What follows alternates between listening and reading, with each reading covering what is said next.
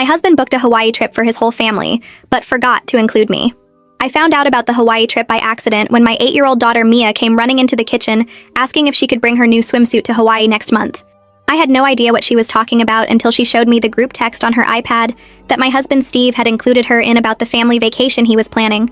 There were flight confirmations for Steve, both our kids, his parents, his sister Rachel and her husband, even his brother who he hadn't talked to in 2 years. 7 tickets to Maui for 10 days. My name wasn't anywhere. When Steve got home, I asked about Hawaii and watched him turn white. He started stammering about how he thought he'd told me and it was just a miscommunication. Then he changed his story to say he was planning to tell me but wanted it to be a surprise. When I pointed out everyone else knew, he said he must have forgotten to add me when booking and he'd fix it right away. But when he called the airline, suddenly the flights were fully booked and he couldn't add another ticket.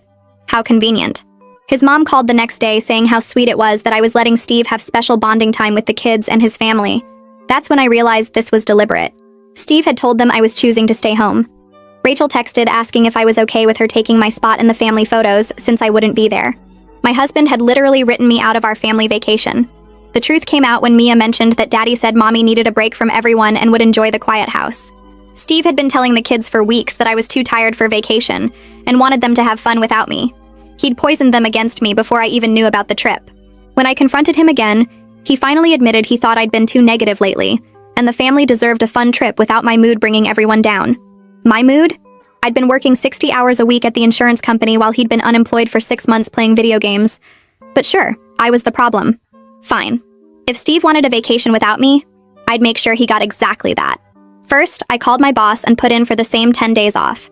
Told him I needed to handle some personal matters. Then I started planning my own trip. Not a vacation, though.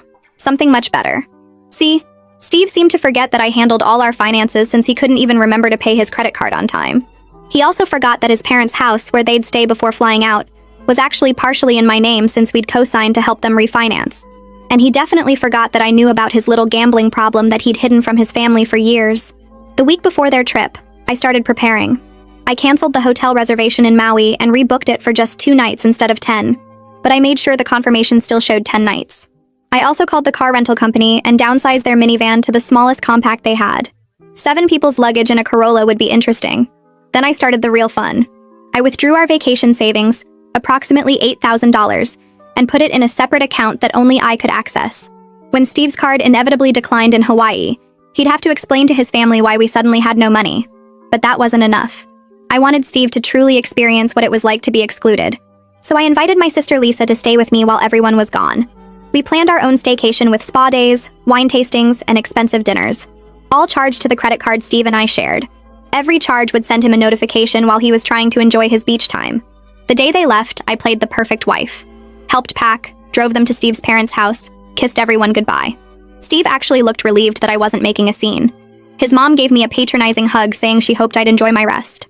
2 hours after their flight took off, I texted Steve a photo of me and Lisa at the 5-star steakhouse downtown with the caption, "Thanks for suggesting I take a break." Then I turned off my phone. According to Mia later, the Hawaii trip was a disaster from landing. The hotel check-in desk was chaos when they arrived. Steve stood there with his family crammed behind him, while the front desk clerk kept shaking her head and pointing at the computer screen. His voice came through my phone 3 hours after landing, shaky and stressed.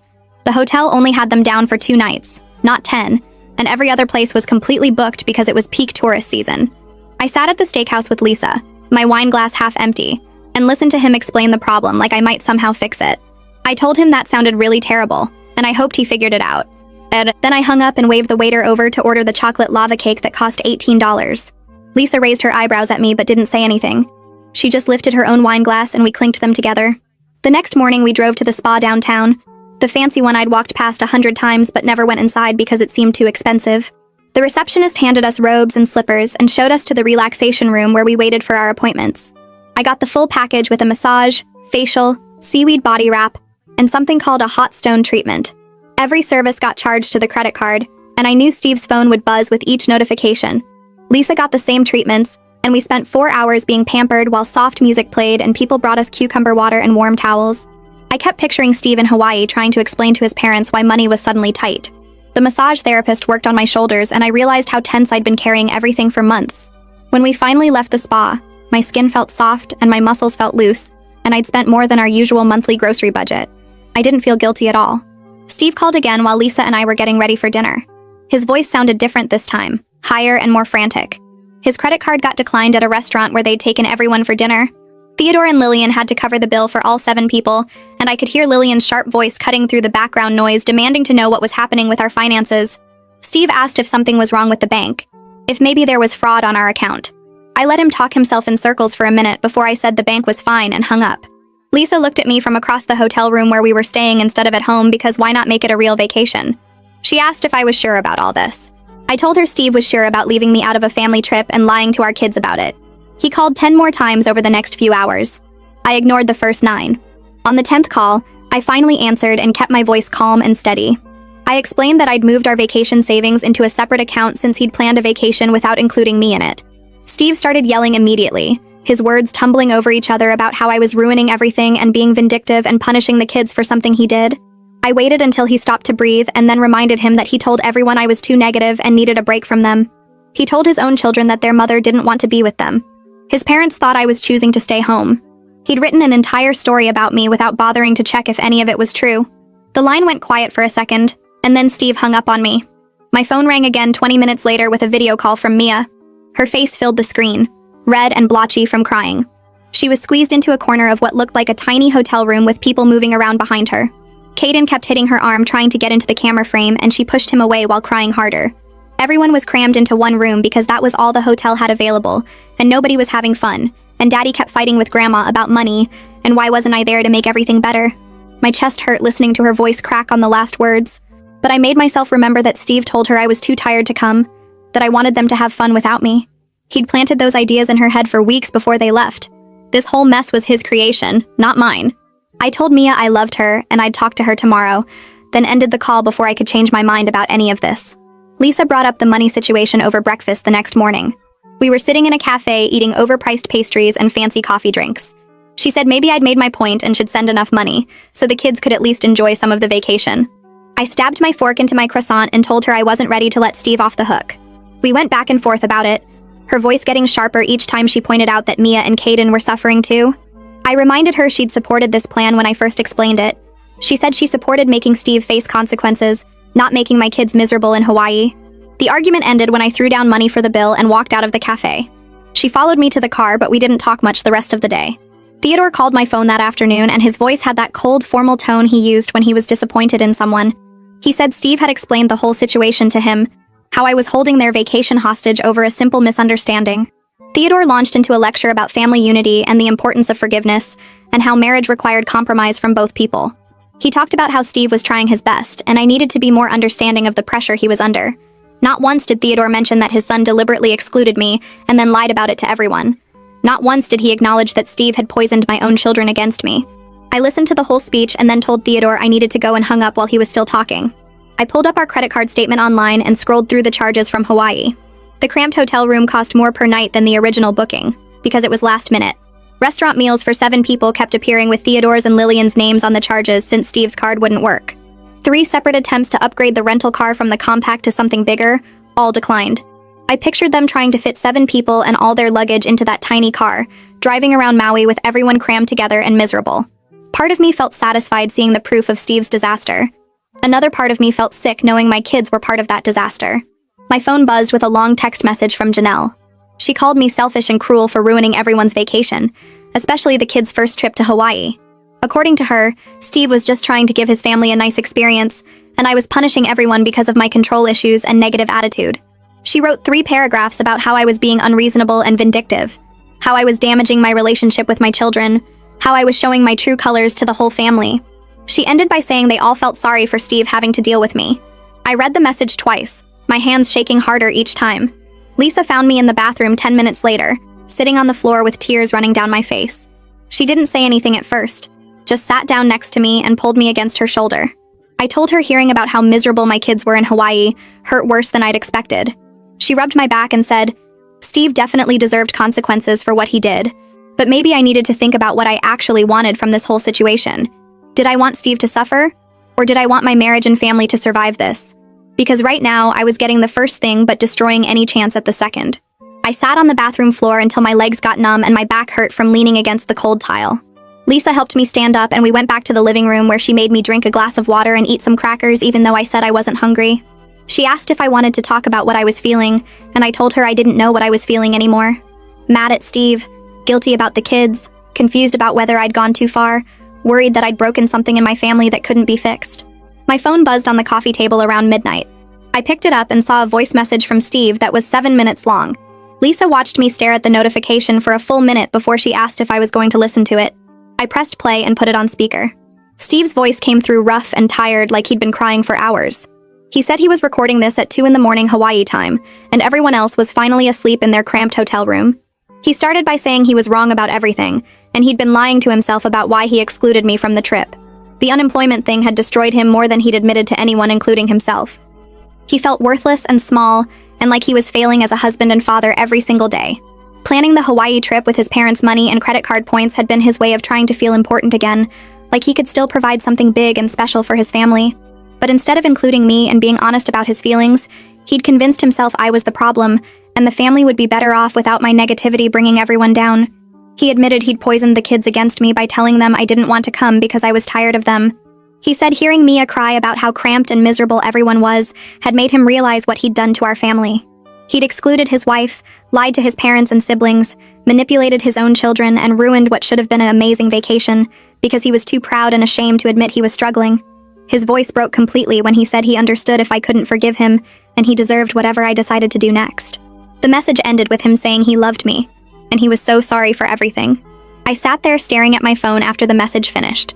Lisa asked what I was thinking, and I told her I had no idea if Steve meant any of that, or if he was just panicking because the vacation was a disaster and his family was seeing him fall apart. She said that was a fair question, and I needed to figure out what I actually wanted before I responded to him. We stayed up until 3 a.m. talking about my marriage. I told her about the last 6 months of Steve being unemployed, and how I'd worked 60-hour weeks while he played video games and barely looked for jobs. I talked about how resentful I'd gotten doing everything while he did nothing, how I'd stopped telling him about my day because he never seemed interested, how we'd stopped having real conversations about anything important.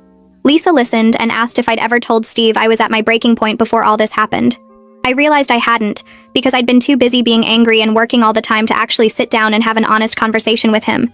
She pointed out that Steve excluding me was terrible, but I'd also checked out of the marriage months before without telling him how serious things had gotten. We'd both failed each other in different ways, and now we had to decide if we wanted to fix it or let it end. I fell asleep on the couch around 4 a.m. and woke up at 9 to 17 missed calls from Hawaii. 3 were from Steve, 2 from Theodore, 1 from Lillian, and the rest were from numbers I didn't recognize that I assumed were other family members calling to yell at me. I ignored all of them and made coffee while Lisa took a shower. My phone rang again at 10, and this time it was Lillian calling. I almost didn't answer, but something made me pick up. Lillian's voice sounded completely different from the cold, formal tone she'd used when she called me about giving Steve bonding time. She sounded exhausted and sad and older somehow. She said she needed to talk to me about what was really happening with the Hawaii trip. I braced myself for another lecture, but instead she said she'd been watching Steve completely fall apart over the past 2 days. She'd seen him crying in the bathroom, snapping at the kids, unable to sleep or eat or enjoy anything about the vacation. Yesterday he'd finally broken down and told her and Theodore the truth about why I wasn't there. He'd admitted he deliberately excluded me and lied to everyone about me choosing to stay home because I was negative and tired. He'd confessed to telling the kids I didn't want to come because I didn't love them enough. He'd explained about losing his job and feeling worthless and trying to prove he could still provide something by planning this trip without me. Lillian said she felt terrible for believing Steve's story about me being negative and needing space. She'd called me to say how sweet it was that I was giving Steve bonding time, when really I'd been completely excluded and lied about to my own children. She apologized for not questioning Steve's version of events, and said she should have known something was wrong when he seemed so relieved I wasn't making a scene at the airport.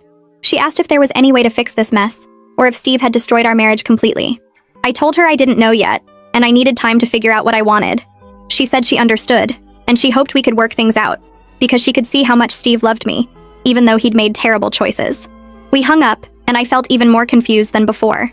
An hour later, my phone buzzed with a video call request from Steve's phone. I answered it and saw Mia's face filling the screen instead of Steve's. She was sitting on a beach towel with her hair wet and sandy, and she looked so small and sad that my chest hurt. Caden appeared next to her, and they both looked at me with these guilty, worried faces. Mia asked if I was mad at them for going to Hawaii without me. I told her I could never be mad at her or Caden for anything Daddy planned. She started crying and said Daddy told them I didn't want to come because I didn't love them enough to take a vacation with them. She said she'd believed him because Daddy seemed so sure, and now she felt bad for not asking me if it was true. Caden said he'd been mad at me the whole plane ride for not wanting to spend time with them. Hearing my 8-year-old daughter say she thought I didn't love her enough to go on vacation broke something deep inside me. I realized Steve's betrayal went so much deeper than just excluding me from a trip. He'd actively poisoned my relationship with my own children by making them believe I'd chosen to abandon them. He'd planted doubts in their minds about whether their mother loved them. That felt worse than anything else he'd done. I told Mia and Caden that I loved them more than anything in the world, and I would always want to spend time with them no matter what anyone said. I explained that Daddy had made some bad choices about the vacation, but none of it was their fault, and they didn't do anything wrong. Mia asked why Daddy would lie about something like that, and I told her Daddy was going through some hard stuff and made mistakes, but we'd figure it out as a family. We talked for 20 more minutes about their trip and what they'd seen in Hawaii, and I tried to make them feel better about everything. After we hung up, I went to my bedroom and cried for an hour. Lisa knocked on my door around 1 in the afternoon and said she had to leave because she needed to get back to work in the morning. Before she left, she hugged me tight and said whatever I decided about my marriage, I needed to make sure Mia and Caden knew none of this was their fault. She was right, and I spent the rest of the day thinking about how to protect my kids from the damage Steve and I had done to our family. I thought about what kind of example I was setting for them by seeking revenge instead of trying to fix problems. I thought about what they'd learn about marriage and conflict from watching their parents destroy each other. I realized I'd been so focused on making Steve suffer that I hadn't thought about what my actions were teaching our children about how to handle hurt and anger. Around 6 that evening, I logged into our bank account and looked at the balance in the separate account where I'd moved our vacation savings. I thought about Steve and the kids stuck in that cramped hotel room with his parents and siblings all crammed together and miserable. I thought about Mia's face on the video call asking if I was mad at them. I thought about what Lisa had said about making sure my kids didn't remember their first Hawaii trip as the vacation where their parents' marriage exploded. I transferred $4,000 back into our shared account, enough to cover a decent hotel for the remaining 5 nights, and some activities for the kids, and decent meals for everyone. It wasn't about forgiving Steve or letting him off easy. It was about making sure my children had at least some good memories from this trip, instead of just remembering everyone being cramped and fighting and miserable. I kept the other $4,000 in my separate account, because I still didn't trust Steve completely, and I wanted to make sure I had money he couldn't access if things got worse. 20 minutes after I transferred the money, my phone rang with Steve's number. I answered and heard him sobbing so hard he could barely talk. He kept saying thank you over and over and asking if this meant I was willing to work things out. I cut him off and told him we needed to have some serious conversations when he got home. I said we needed marriage counseling and he needed to tell his entire family the complete truth about why I wasn't invited and what he'd told the kids about me. I said I needed to see real changes in how he handled our relationship and our finances and his job search. I told him I wasn't promising to forgive him or stay married to him, but I was willing to try counseling and see if we could fix what he'd broken. Steve agreed to everything immediately. He said he'd tell his family the whole truth today, and he'd find a counselor as soon as they got home, and he'd do whatever it took to prove he could change.